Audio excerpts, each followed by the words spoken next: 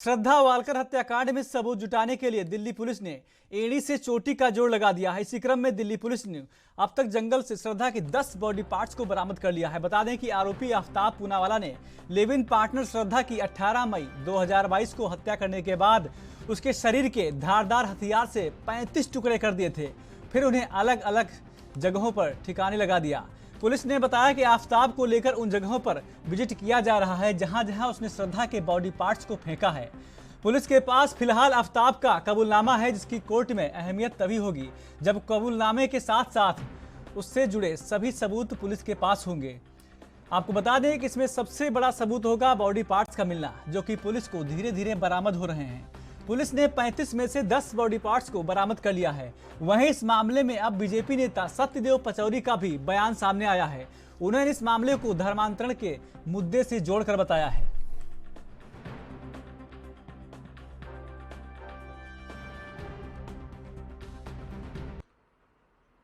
देखिए, भारत कैसे अल्पसंख्यकों का देश बने, यानी हिंदू बाहुल्य जो है वो समाप्त हो, इसकी पूरी योजना के तहत भारत में धर्मांतरण भी हो रहा है। भारत में हिंदू लड़कियों को साथ फुसला के, बरगला के, धोखा दे के उनसे विवाह किया जाता है ताकि हिंदुओं की आबादी कम हो। ये पूरी साजिश के तहत भारत में हो रहा है। चूंकि हमारे यहाँ लोकतांत्रिक व्यवस्था है और जो अगर कोई भी व्यक्ति स्वेच्छा से धर्म परिवर्तन करता है तो उस पर कोई रोक नहीं है, ये है। लेकिन जो दुरुपयोग हो रहा है, पैसे के बल पर, धोखे के बल पर धर्मांतरण हो रहा है, उस पर सरकार को रोक लगनी चाहिए। मैं तो कहता हूँ धर्मांतरण पूर्ण रूप से प्रतिबंधित करना चाहिए और जो कॉमन सिविल कोड है इस देश में अब लागू करना चाहिए। जो देश की आज़ादी के समय, आज़ादी के बाद जो संविधान बना था वो व्यवस्था उस समय होनी चाहिए थी, लेकिन संविधान निर्माताओं को ये बात की कल्पना नहीं रही होगी कि ऐसा भी आगे भविष्य में होगा, इसलिए उन्होंने कोई ध्यान नहीं दिया।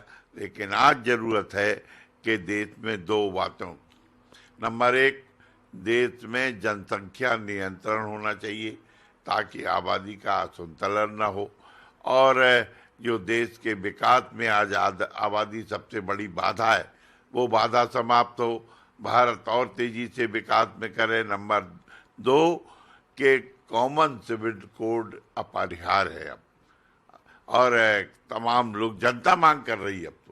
अब कोई पॉलिटिकल पार्टीज मांग नहीं कर रही, जनता मांग कर रही है। उनको महसूस हो रहा है कि जब तक हम कॉमन सिविल कोड नहीं लगाएंगे तब तक हम तमाम जो ऐसी चीज़ें जो हमारे संविधान में छोड़ दी गई थी, जैसे मुसलमान के लिए विवाह की व्यवस्था अलग होगी, हिंदुओं के लिए अलग होगी, ईसाइयों के लिए अलग होगी और सिखों के लिए अलग होगी, ये समाप्त होना चाहिए।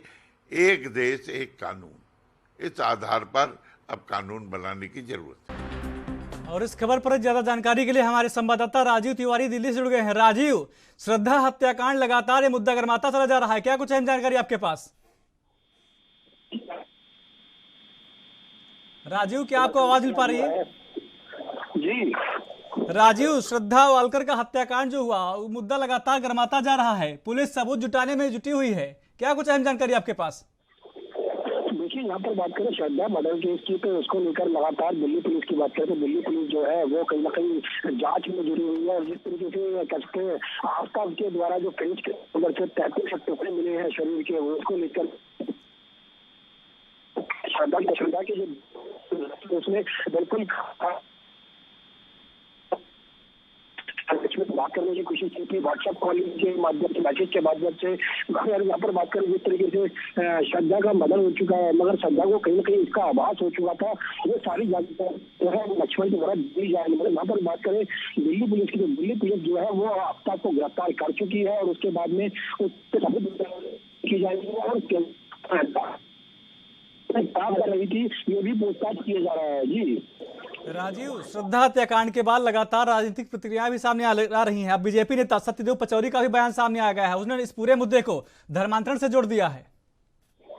देखिए, यहाँ पर बात करें जिस तरीके से बीजेपी की, तो बीजेपी की थोड़ा कहीं ना कहीं धर्म से जरूर जोड़ा जा रहा है कि मुस्लिम और हिंदू पक्ष के जो लड़का और लड़की है उसको लेकर जोड़ता हुआ देखा जा रहा है। मगर यहाँ पर जिस तरीके से दिल्ली पुलिस की बात करें तो दिल्ली पुलिस जो है वो लगातार जांच में जुटी हुई है और सबूत जुटाने की पूरी तरीके से कोशिश की जा रही है।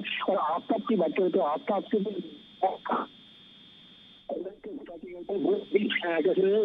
हासिल करने की कोशिश की जा रही है। मगर यहाँ पर जिस तरीके से लगातार ये जानकारी मिल पा रही है कि दोनों लिविंग रिलेशनशिप में कहीं ना कहीं मुंबई से दिल्ली आए थे और दिल्ली के बाद में भी कहीं ना कहीं उनके झगड़े हुआ करते थे। इस तरीके की जानकारी जो है वो दिल्ली की पुलिस के पास मिलती नजर आ रही है। मगर लगातार अभी दिल्ली पुलिस जो है वो अपनी जांच में आगे बढ़ती हुई नजर आ रही है। जी राजू, क्या जो आरोपी है उसने कबूला है कि श्रद्धा को क्यों मारा था, या सिर्फ जो सबूत जुटाने में पुलिस जुटी हुई है, अभी सिर्फ सबूत पे बात हो रही है, उसने यह नहीं बताया कि श्रद्धा को क्यों मारा उसने?